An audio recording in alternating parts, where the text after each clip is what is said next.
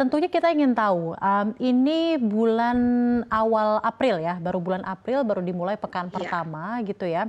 Sebenarnya faktor apa yang mendorong terjadinya cuaca buruk atau cuaca ekstrim ini? Dan apakah sebenarnya memang sudah diekspektasikan bulan April itu akan terjadi cuaca ekstrim di Indonesia? Ataukah memang ada anomali cuaca tersendiri, Bu, pada tahun ini? Sebetulnya ini bukan hal yang anomali ya, karena dari tahun ke tahun, setiap tahunnya itu di masa pancaroba, kondisi cuaca ekstrim itu memang bisa terjadi. Lazim terjadi, namun terjadinya dalam durasi yang tidak terlalu panjang. Biasanya setelah siang hari atau ya setelah siang hari hingga sore hari begitu ya. Kadang-kadang juga malam hari, tapi tidak. Kalau musim hujan kan bisa mulai dari pagi sampai siang, sore masih lanjut ya. Setiap waktu bisa ekstrim. Kalau ini lebih ke arah siang ke sore begitu ya. Dan kemudian saat ini kita baru saja mendeteksi adanya bibit siklon tropis. Oke, Ibu Bibit bisa siklon dijelaskan, Bu, baru tropis itu saja ada pendeteksi bibit siklon tropis. Itu apa implikasinya di daerah mana? Bisa dijelaskan, Bu? ya betul. Jadi bibit siklon tropis ini eh, berada di sekitar perairan Nusa Tenggara Timur. Dan ini diprediksi dalam waktu 24 jam ke depan meningkat potensinya menjadi sedang hingga tinggi untuk peluang menjadi menjadi siklon tropis. Jadi, nah apa implikasinya? Implikasinya itu menimbulkan hujan lebat, dapat disertai angin kencang dan kilat petir. Itu kemudian juga gelombang tinggi. Nah, itu wilayah-wilayah mana yang perlu diwaspadai? Kalau mulai 4 hingga 7 April, ini mulai Sumatera Barat, Jambi, Bengkulu. Jadi di Sumatera ya, sebagian wilayah Sumatera, dari Sumatera Barat ke arah selatan sampai Lampung.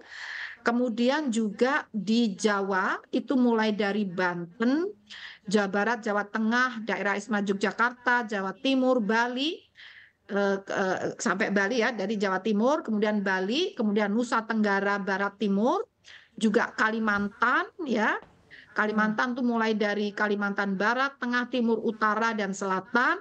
Juga berpengaruh di Sulawesi, ini hampir di seluruh provinsi.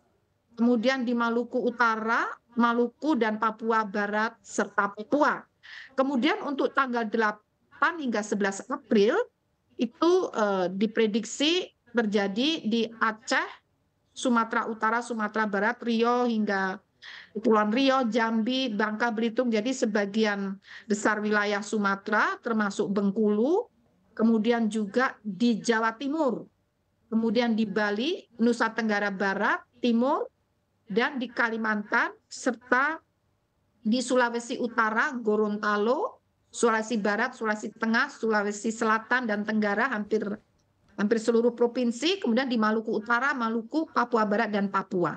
Nah, jadi itu ini kan pas masa mudik itu tanggal 8 sampai 11 April. Ya. Nah, waktu kami menyampaikan kemarin dalam RDP belum, tapi ini kan sangat dinamis, terdeteksi baru hari ini, segera kami sampaikan untuk sepekan ke depan termasuk saat mudik Lebaran. Oke, baik. Demikian. Sudah cukup jelas. Ini saya langsung download, Bu, aplikasi Info BMKG. Karena saya juga cukup penasaran Silakan, gitu ya, Bu, ya, real time di sini tinggal dipilih saja kecamatan ya. Jadi maksudnya untuk para pemudik yang akan melakukan kegiatan mudik mulai mungkin pekan ini atau pekan depan, ketika download Info BMKG tinggal dipilih saja ya, Bu, ya, kecamatan atau tujuan atau daerah yang akan dilewati, nanti akan lihat ya per jam-jamnya akan seperti apa gitu ya, Bu, ya, cuacanya ya, Bu. Betul, dan khusus sentuh jalur mudik. Jadi sepanjang cuaca sepanjang jalan tol ada, tidak kecamatan ya itu rutin selalu, tapi khusus mudik cuaca di sepanjang jalur tol itu ada juga.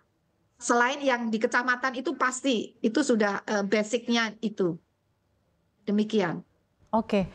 Bu, dengan adanya ekspektasi bahwa akan ada cuaca ekstrim dan ini terjadi di hampir seluruh daerah yang ada di Indonesia, apakah ini akan berpotensi mengganggu jadwal penerbangan pesawat hingga penyeberangan kapal? Bagaimana juga komunikasi yang sudah dijalin oleh BMKG dengan Kemenhub mengenai cuaca ekstrim ini, Bu? Betul sekali, itu dapat mengganggu dan terbukti beberapa kali itu mengganggu. Jadi kami sejak dini koordinasi dengan Kementerian Perhubungan dan pihak terkait. Hmm. Artinya pihak operator penyeberangan, misalnya ASDP, juga operator penerbangan, ya Angkasa Pura.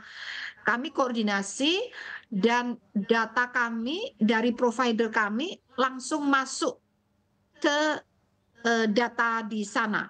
Jadi koordinasi server to server ya. Jadi tidak hanya koordinasi, yuk kita koordinasi enggak, tapi data kita ini sudah juga kami sampaikan otomatis masuk ke tempat-tempat penyeberangan, ke penerbangan ini lebih tersistem lagi.